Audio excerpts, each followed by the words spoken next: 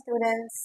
இன்னைக்கு வந்து first chapter exercise 1.1ல ஃபர்ஸ்ட் சம்ல தேர்ட் சப்டிவிஷன் பார்க்க போறோம். இதுல என்ன கொடுத்திருக்காங்க? a = m, n. b வந்து null set கொடுத்திருக்காங்க. is none other than 0. So நமக்கு bல வெறும் 0 தான் இருக்கு. ஓகேவா? ஒண்ணுமே இருக்காது, பட் நம்ம 0ன்னு எடுத்துக்கிறோம். ஸோ ஃபர்ஸ்ட் ஒன் என்ன கொடுத்திருக்காங்க? a × b. ஸோ a × bனா நம்ம என்ன பண்ணுவோம்?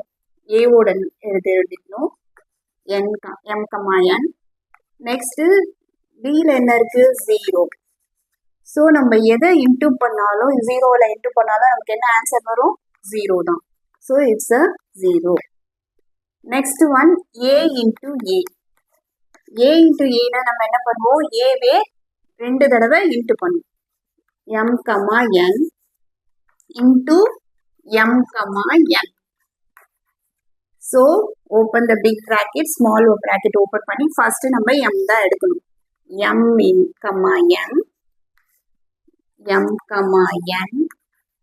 So m is over, then n, m, then n, n.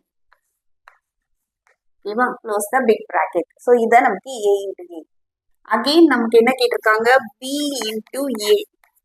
b × a. bல என்ன இருக்கு நமக்கு? 0. into a வந்து m, n.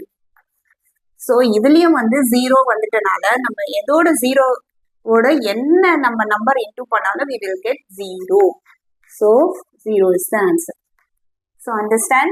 So a × bக்கு வந்து நமக்கு 0 ஆன்சர். a × aக்கு மட்டும் தான் நமக்கு ஆன்சர் கிடைச்சிருக்கு.